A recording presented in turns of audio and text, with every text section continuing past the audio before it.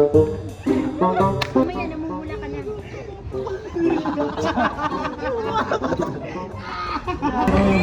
Kamukha mo yun sa isang Si Aida parang laging di naliligo eh, no? Diba? Oo, ano?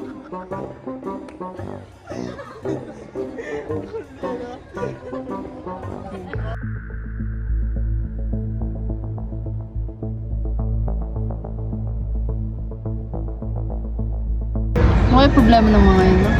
Di mo alam eh, kanina pa nga yan eh, parang may problema. Sino yung mga yun? Oo, kanina. Ano man? Tara, kita natin.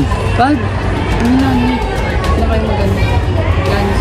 Hindi, tanongin natin kung anong problema. Tara, kita natin. Wag, huwag yun namin. Okay lang yan. Tatanong na natin anong problema eh. Tatanong lang naman kami.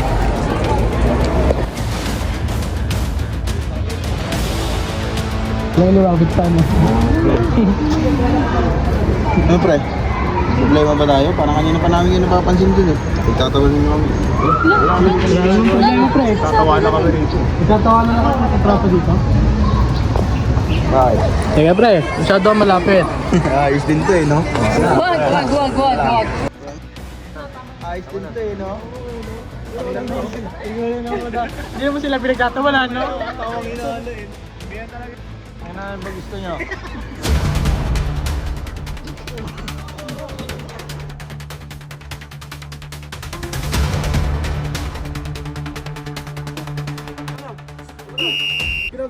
A whistle, a life-saving signal. A whistle is an essential tool for signaling help in emergency situations. It can be heard from a distance, making it more effective than shouting. O tara po, sige, pumunta muna tayo ng klinik. Ano ba nangyari sa inyo? Buti na lang naawat kayo ni Chief. Halina, dadaling ko kayo sa medics.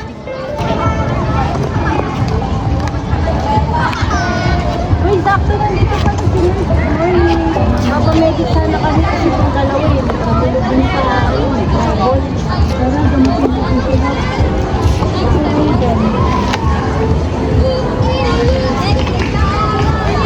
Types of injuries: bruises, caused by blood leaking into tissues under the skin; cuts, open wounds resulting from sharp objects; scrapes, abrasions caused by friction against rough surfaces; swelling, inflammation due to injury or trauma.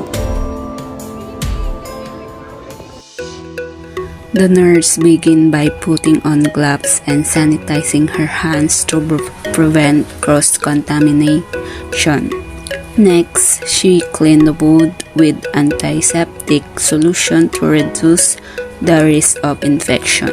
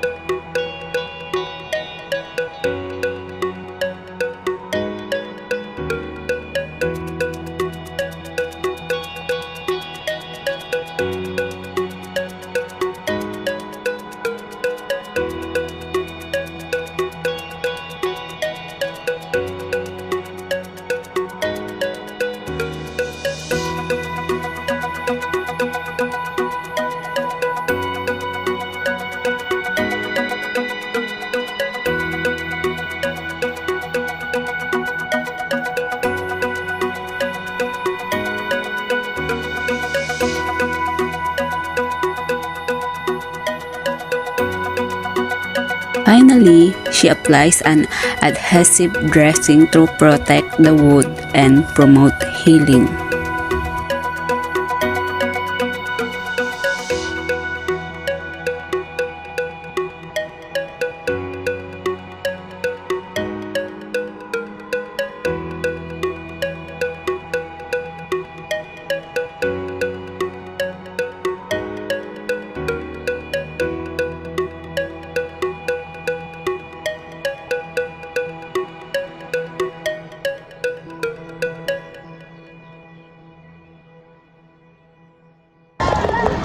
buti na lang hindi malala yung nangyari sa inyo. Ang ginawa ko lang sa inyo ay first aid na nilinis ko yung sugat niyo gamit ng betadine, tapos ninapasin ko lang ng band-aid. So, susunod huwag kayong mag-aaway. Dahil hindi dapat yung inaano yung galit niyo sa O sa susunod, wag din na uulitin yung ginawa niyo ha. Buti na lang at hindi gano'n malayo yung ginawa sa inyo. Opo, ma'am. Salamat po, Ma'am Miss Even. And sa susunod, wag na kayong makipag-trouble ulit. Kung may problema man, magsumbong kayo sa guidance, okay? Okay po.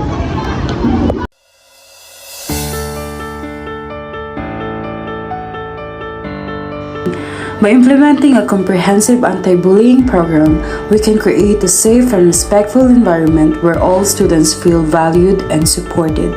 This program teaches important skills like empathy, assertiveness, and social skills, helping to prevent bullying and build strong positive relationships among students. Choosing to talk things out instead of fighting is a powerful way to resolve conflicts peacefully. By communicating openly and honestly, we can understand each other's perspectives and work through our differences.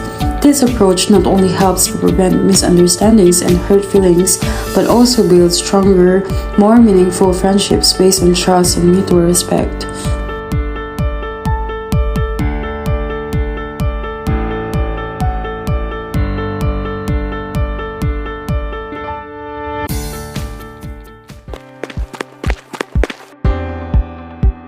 Ay, wala daw pasok, sabi ni sir. Tara, bakibol tayo. Wala nang pasok eh. Tara. Gi. Tara.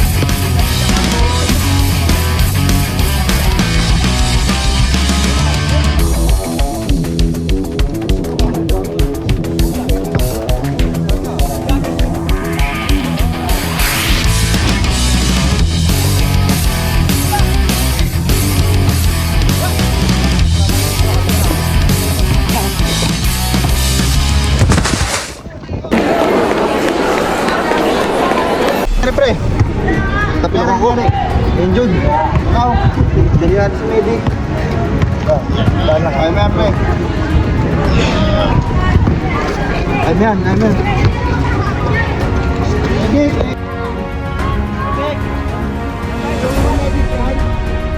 Yung kasama namin nakabilok. Nakabilok. Ayun o. Nakabilok na. Kawawa naman.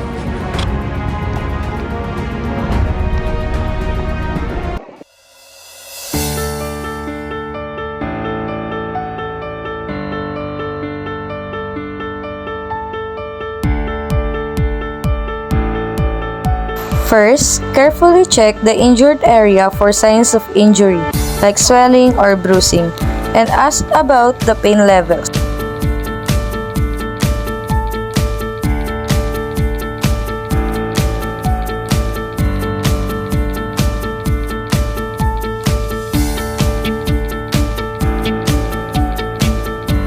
Encourage the injured player to avoid putting weight on the leg and help them sit down comfortably.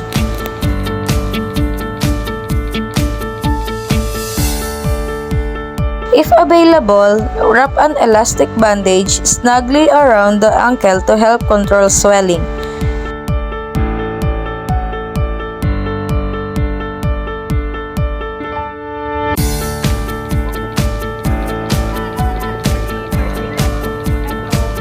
If there's severe pain, inability to move, or sign of fracture, call emergency services immediately.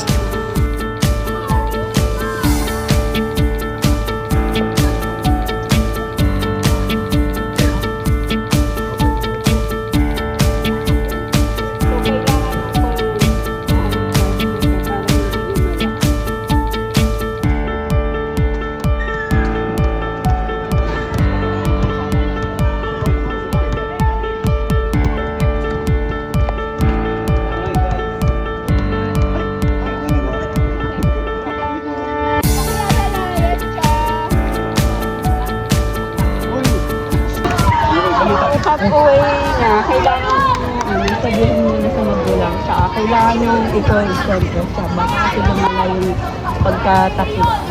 Pwede kapag lalong lumala, punta na lang kayo sa malapit na hospital para makatapos. Hindi na namin.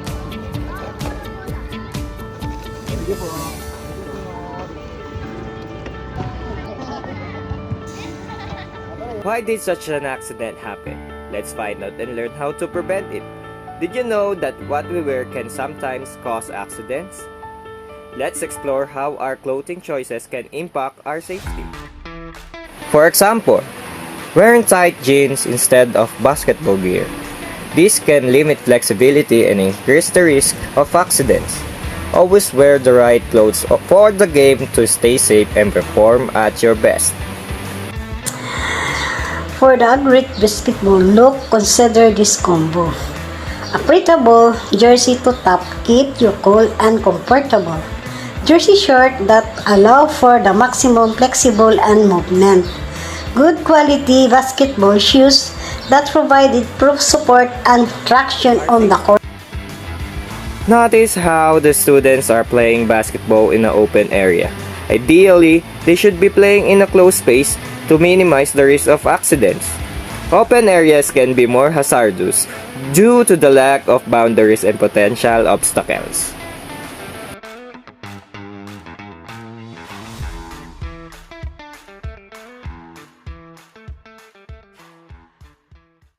Yan, dapat na-triggered ka.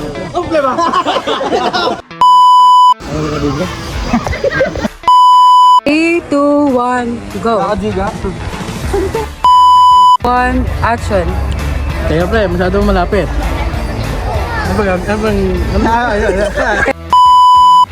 Nagkatawa na ako ng kontrata dito? Bakit? Wala naman. Sige, pakitingin sa amin dun. Oh? Baka tamang inala lang kayo. Talaga ba? Oh. DAI try DAI. Turo-turo ka ah. Ganda yung sa inyo. Ano ba nangyari sa inyo?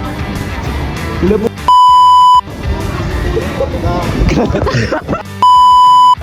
Ate ka lang! O sa susunod.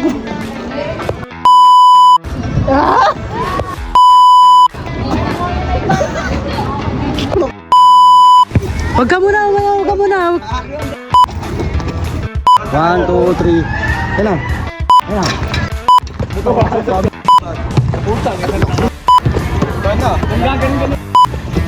Yan. Bida ka, boy.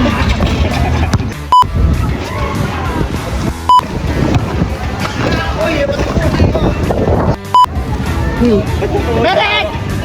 Derek! Huwag mo naman kapako ba namin? Kaibigan ko! Napatigol! Ay, wala dito dito.